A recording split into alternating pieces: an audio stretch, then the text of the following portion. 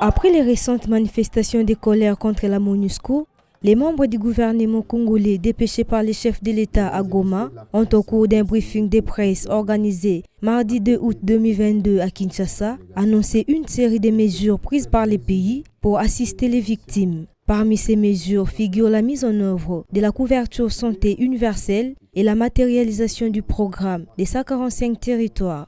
L'État a décidé également de la couverture de santé universelle.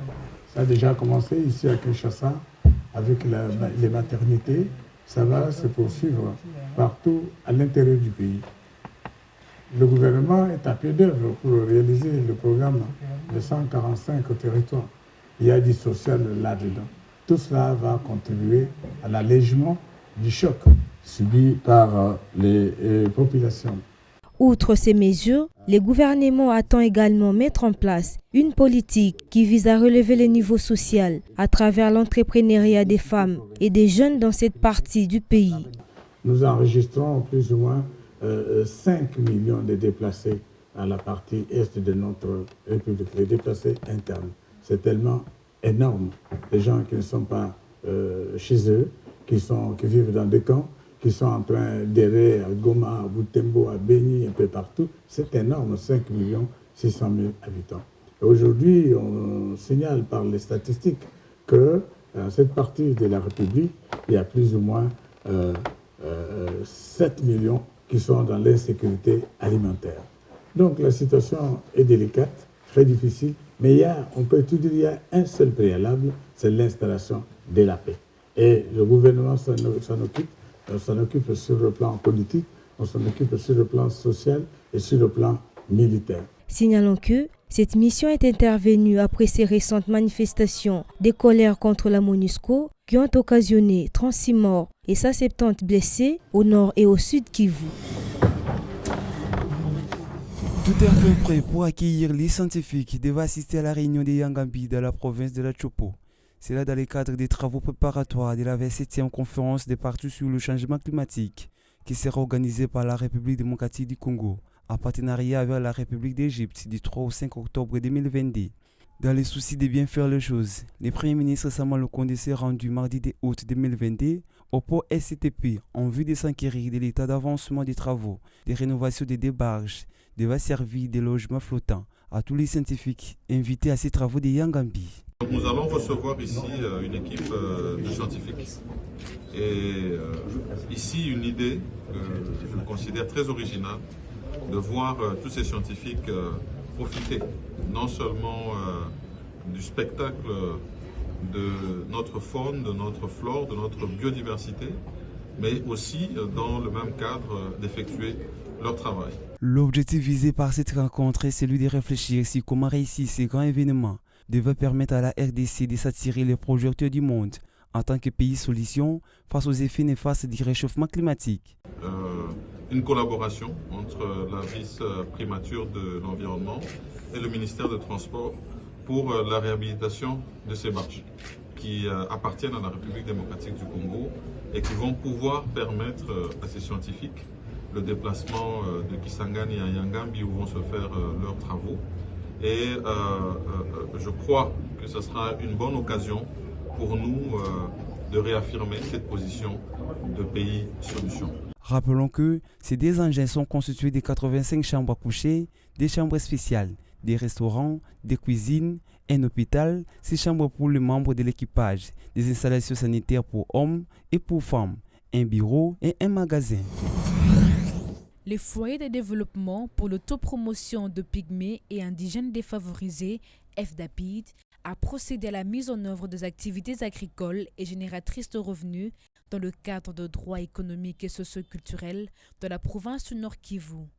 Ces activités touchent le quotidien de peuples autochtones et d'autres groupes marginalisés, dont les femmes responsables de ménage, les personnes touchées par la malnutrition et autres. Cette organisation s'est fixé l'objectif de garantir l'autosuffisance alimentaire dans cette partie du pays. En RDC, c'est vrai que le pays est reconnu comme un scandale géologique, mais où la population est extrêmement pauvre et c'est inacceptable. Et alors, il est possible d'oublier le secteur minier et d'investir dans l'agriculture. Parce que l'agriculture prend en compte en même temps tout ce qui est élevage, tout ce qui est réhabilitation des routes et des dessertes agricoles. Et donc, c'est un domaine important dans lequel le gouvernement devait accorder plus d'importance.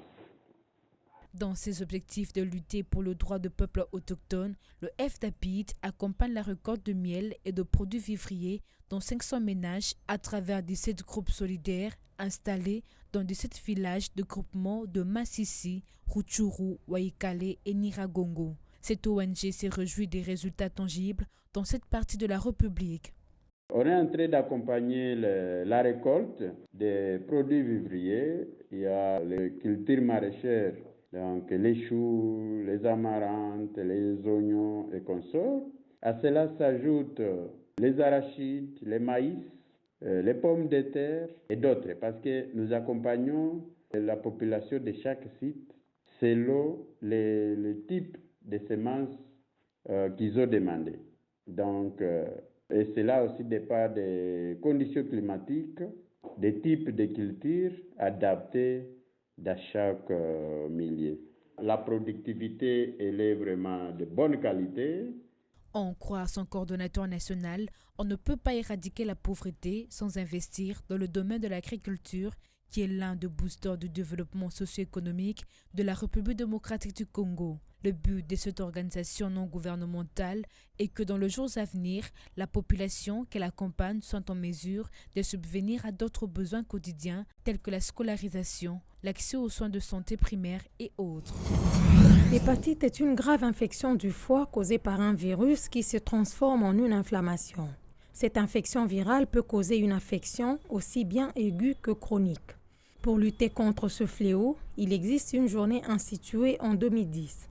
En RDC, les données disponibles sur les hépatites indiquent que les hépatites B et C sont présentes dans l'ensemble du pays et constituent une priorité de santé publique. Des efforts notables ont été consentis dans le domaine de la sensibilisation et prise en charge des hépatites avec l'appui des partenaires techniques et financiers. Il existe 3 catégories d'hépatites. Il s'agit des hépatites A, B et C. Une autre catégorie d'hépatite est causée par une consommation excessive de l'alcool. Selon l'Organisation mondiale de la santé OMS, seule une personne sur 20 sait qu'elle a une hépatite et seulement 1 sur 100 est traitée. Raison de plus pour confirmer l'assertion selon laquelle l'hépatite fait partie des maladies considérées comme honteuses, telles que le sida et la tuberculose en République démocratique du Congo. À en croire plusieurs corps médicaux contactés à ce sujet, les dossiers des malades sont confidentiels. Nous sommes tenus au secret professionnel. Nous ne pouvons pas vous dire ou bien trouver quelqu'un qui peut donner des témoignages sur la façon dont on a soigné l'hépatite virale. Néanmoins, le ministre de la Santé avait fait le point sur les statistiques. Selon l'OMS, chaque année, on enregistre dans le monde en moyenne 1 100 000 décès causés par les hépatites B et C. 9 400 000 personnes sont sous traitement contre une infection chronique par le virus de l'hépatite C. 10% des cas d'infection chronique par le virus de l'hépatite B. Plusieurs recherches sont en cours pour trouver des moyens efficaces pour lutter contre cette maladie. À en croire l'OMS, sa stratégie mondiale contre l'hépatite, approuvée par tous les États membres, vise à réduire les nouvelles infections à hépatite de 90% et le décès de 65% entre 2016 et 2030. En RDC, un traitement a été expérimenté. Il s'agit du Doubaz C. Fabriqué à base de plantes médicinales que l'on trouve sur le sol congolais, le Doubaz C est un antiviral capable de bloquer l'enzyme qui est à l'origine de la reproduction des virus.